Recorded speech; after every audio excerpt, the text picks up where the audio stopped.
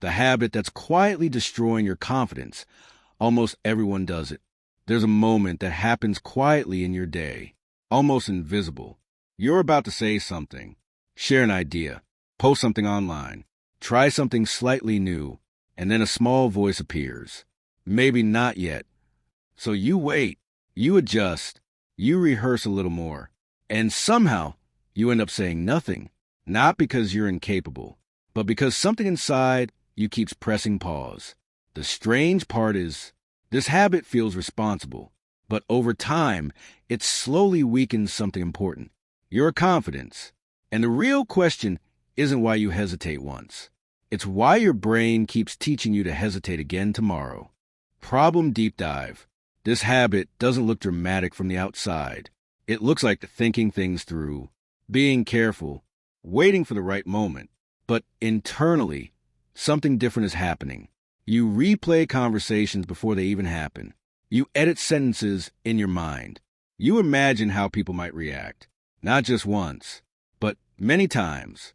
This is what psychologists call anticipatory evaluation. Your brain simulating future social outcomes. It's normal, but when it becomes frequent, something subtle begins to shift. You stop trusting your first instinct, then your second one. Eventually, you start assuming your natural responses are flawed. So you delay action, then delay again. And every delay sends a message to your brain. Maybe I'm not ready. Over time, this doesn't just affect decisions. It starts shaping identity. You begin to see yourself as someone who needs more time than others. Someone who has to prepare more. Someone who shouldn't speak too soon. And confidence slowly fades. Not because you failed, but because your brain rarely gets evidence that you can act freely. But here's the deeper layer most people don't realize. This habit often begins as something intelligent and protective. Reframe. Your brain is not trying to weaken you. It's trying to protect your social survival. From an evolutionary perspective, social rejection once meant real danger. Being excluded from a group thousands of years ago could reduce chances of survival.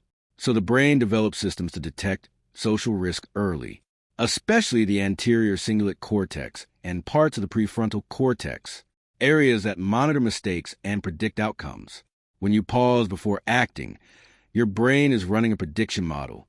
It's asking, is this safe socially? Will this create embarrassment?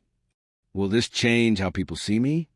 In psychology, this process is related to error monitoring and social threat detection. And in moderate amounts, it's useful.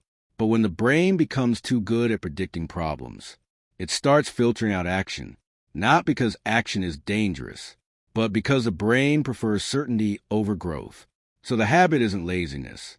It isn't weakness. It's a brain that learned to prioritize avoiding mistakes more than gaining experience. And that changes everything. Because confidence doesn't come from thinking. It comes from evidence your brain collects about you, which leads us to something important most people never notice. Psychological mechanism. Confidence is not a feeling your brain generates randomly. It's a prediction, a forecast your brain makes about how you'll handle situations. Psychologists call this self-efficacy, a concept introduced by Albert Bandura in behavioral psychology. Your brain builds self-efficacy through one main source, past actions that didn't destroy you.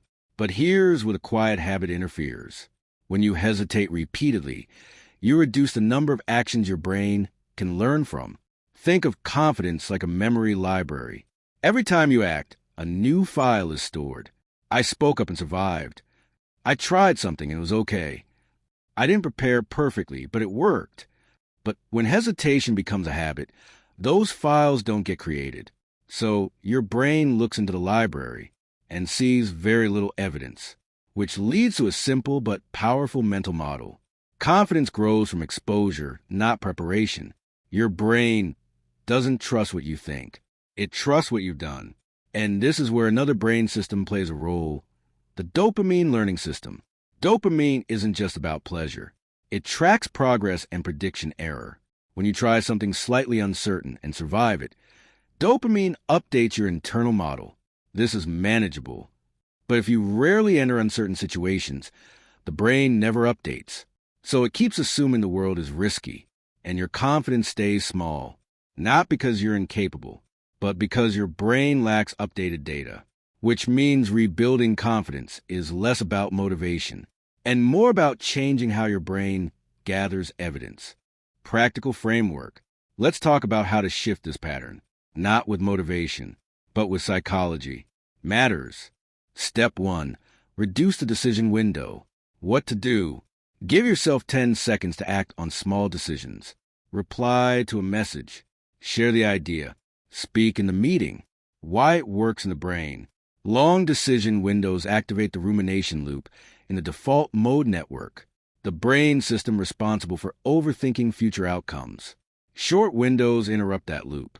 They shift control to the action networks of the brain instead. Example, you think of commenting on something in a group conversation. Instead of rehearsing, you speak within a few seconds. Not perfectly, just honestly. Your brain records the action. That's what. Step 2. Collect survival evidence. What to do? At the end of each day, write down one moment you acted without perfect preparation. Why it works in the brain. Memory consolidation during sleep strengthens experiences you review before bed. This engages the hippocampus, which stores new learning. Example, you sent an email without rewriting it 5 times. Nothing bad happened. That becomes evidence. Over weeks, this changes how your brain predicts outcomes. Step 3. Increase low-stakes exposure. What to do? Deliberately take small social risks that don't carry big consequences. Ask a simple question. Share a small opinion. Start a short conversation. Why it works in the brain. This uses gradual exposure, a principle from behavioral psychology used in anxiety treatment. Repeated exposure reduces the brain's threat response in the amygdala. Example, talking briefly with a cashier instead of staying silent. Small action, but powerful brain training. Step 4. Separate performance from identity. What to do? When something feels awkward, describe it as an event, not a reflection of you. Why it works in the brain. This reduces self-referential processing in the medial prefrontal cortex, which amplifies embarrassment and shame. Example, instead of thinking, I'm bad at talking, you shift to, that conversation was slightly awkward. The brain processes these two thoughts very differently. One attacks identity. The other allows learning. Integration. So here's the mental model that ties everything together. Confidence is not a personality trait. It's a database. Your brain constantly scans it before you act. If the database contains many experiences of hesitation, your brain predicts hesitation again. But if it contains many moments of action, even imperfect ones, the prediction changes. Small actions become signals. Signals become patterns. Patterns become identity. Not overnight, but quietly, the same way hesitation once did. And that's the interesting part most people miss. Confidence doesn't grow when you feel ready. It grows when your brain notices you move before readiness appears.